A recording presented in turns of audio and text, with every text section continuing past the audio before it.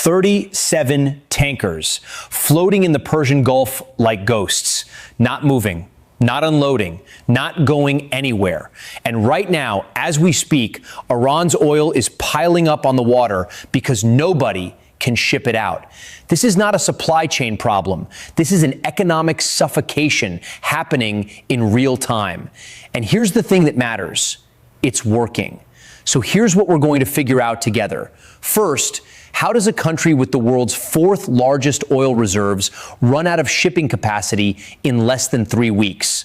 Second, why is Russia, Iran's supposed closest ally, suddenly nowhere to be found when Tehran needs help the most? And third, why are the very people who built Iran's power structure now the ones demanding the regime step down? We'll get to all three. But to make sense of any of it, you need to understand one specific thing about how Iran's economy actually works. And it's not what most analysts tell you. Iran doesn't run on GDP. It runs on oil revenue. Remove the oil money, and the entire system collapses. Not in theory, in practice, within weeks. Trump just landed in Beijing. Right now, as I'm speaking, he's walking into a meeting with Xi Jinping. And this meeting is not about trade agreements or technology deals, though those matter. It's about something bigger. It's about who controls what happens next in Iran. See, China buys Iranian oil, lots of it, sanctioned oil that nobody else will touch. But China also needs the Strait of Hormuz open. 1/5 of the world's oil passes through that strait. If it closes, China's economy slows down. If China's economy slows down, the entire global supply chain breaks. So Trump's question to Xi is simple but brutal. Do you want to protect Iran, or do you want to protect your own economy? Because you can't do both anymore. Let me walk you through what's happening on the ground right now. The U.S. Navy is not just sitting in the Persian Gulf. They're actively identifying vessels. They're issuing radar warnings. They're blocking ships from leaving Iranian ports. This is not a blockade on a map. This is a daily operation. Specific ships, specific coordinates, specific consequences. And it's hitting Iran where it actually hurts, in the wallet. Kharg Island. That's Iran's largest oil export terminal. For the past 8 days, it's been almost completely deserted. Tankers that were supposed to leave in early May are still there. The number of ships stuck around the island jumped from 3 in mid-April to 18 by the beginning of May. That's a bottleneck. When oil can't leave the terminal, it backs up. When it backs up, storage tanks fill up. When storage tanks are full, Iran faces a choice. Keep producing and have nowhere to put it, or shut down production entirely. Either way, the money stops flowing. Inside Iran right now, the numbers are brutal.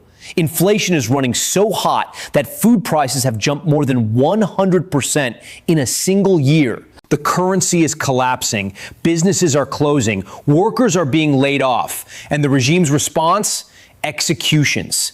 This morning, Iran executed a citizen they claimed was a spy. The timing is not accidental. While the economy is suffocating, while the military is under pressure, the regime is sending one message to its own people: don't even think about protesting. But here's where it gets interesting. Inside the Iranian leadership, something is shifting. Khamenei, the supreme leader, has consolidated power in a way that's actually unusual. The Revolutionary Guards, who many thought would take over after the military strikes, didn't. Instead, Khamenei positioned himself at the absolute top of the pyramid. He's not a figurehead anymore. He's the decision maker. And his decision is to harden Iran's negotiating position, not soften it. Iran just announced 5 new conditions for talks with the United States. Not suggestions, conditions. End all fighting on all fronts, including Lebanon. Remove all sanctions immediately. Release all frozen Iranian funds. Compensate Iran for war damages. Recognize Iranian sovereignty over the Strait of Hormuz. Now, if you're listening to this and thinking those sound impossible, you're right. They are. And that's the point. Iran is not negotiating in good faith. Iran is negotiating from a position of weakness while trying to sound strong. It's a classic move when you're losing. Make demands so unreasonable that when they're rejected, you can tell your own people that the other side wasn't serious. But the U.S. sees through it. Trump said it plainly. The gap between the two sides isn't a chasm, it's a Grand Canyon. They're galaxies apart. And Trump has made it clear he will not sign an agreement just to sign something. He wants results. Real results. Not a piece of paper that Iran will break the moment it's convenient. Now, here's what's happening in the Gulf that most people miss. Saudi Arabia and the United Arab Emirates are not sitting on the sidelines anymore. In the past 24 hours alone, both countries have been involved in operations against Iranian targets. Qatar is mediating, but it's also warning Iran not to use the Strait of Hormuz as a tool of extortion. These Gulf states understand something that took them years to figure out. The Iranian threat doesn't stop at Israel's borders. It reaches their oil ports. It reaches their airports. It reaches their food supply. It reaches their entire economy. And then there's the incident in Kuwait that nobody's talking about enough. 4 members of the Revolutionary Guards tried to infiltrate Kuwaiti waters by boat. They were supposed to attack strategic targets. 2 were arrested. 2 escaped. 1 Kuwaiti security officer was wounded. Now, Iran claims it was a navigation error, a boat that got lost. And if you believe that, I have a bridge to sell you. This was a military operation. This was Iran testing whether it could still project power in the Gulf. And the answer it got was no, not anymore. Listen, stay with me here because this is the part that matters. The Europeans finally woke up. Britain just announced it's deploying autonomous mine-hunting vessels, counter-drone systems, Typhoon fighter jets, and the destroyer HMS Dragon to the Strait of Hormuz. Lithuania is sending 40 sailors. France already sent an aircraft carrier. Italy is moving 2 ships into position. This is not a symbolic gesture. This is a military coalition forming in real time. And the message is clear. The Strait of Hormuz will stay open, and Iran will not be allowed to close it. But here's the tension that makes this dangerous. Every destroyer that arrives in the area is not just firepower. It's a message. And every message can be misunderstood. 1 Iranian speedboat moving too fast. 1 drone launched at the wrong moment. 1 tanker hit by a mine that Iran didn't plant, but that Iran could be blamed for planting. Any of those things could turn this from an economic war into a shooting war. Inside Iran, the Revolutionary Guards have renewed operational access to about 70% of the launchers and weapon systems that were damaged in the strikes. Not all of them, 70%, which means 30% of Iran's strike capability is still offline, which means if this escalates militarily, Iran starts from a position of weakness. But Iran doesn't need to win a military fight. Iran just needs to create enough chaos to disrupt the global oil market, spike prices, and force the world to negotiate. That's the trap. That's what Iran is betting on. It's betting that the cost of a military confrontation is so high that the world will eventually force the U.S. and Israel to accept a deal that leaves Iran's nuclear program partially intact, leaves its regional network partially functional, and leaves the threat partially alive. It's betting on exhaustion, on patience wearing thin, on the global economy demanding an end to the tension. But Trump just flew to China, and that changes the calculation. Because if Trump leaves Beijing with a commitment from Xi to pressure Iran, the blockade can continue without major military action.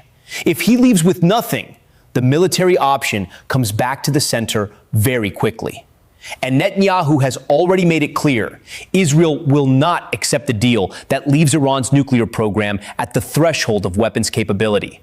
Netanyahu said it on 60 Minutes. The job isn't finished. 70% of targets were neutralized. 30% remain. And Israel will not stop until the job is done. So where does this go from here?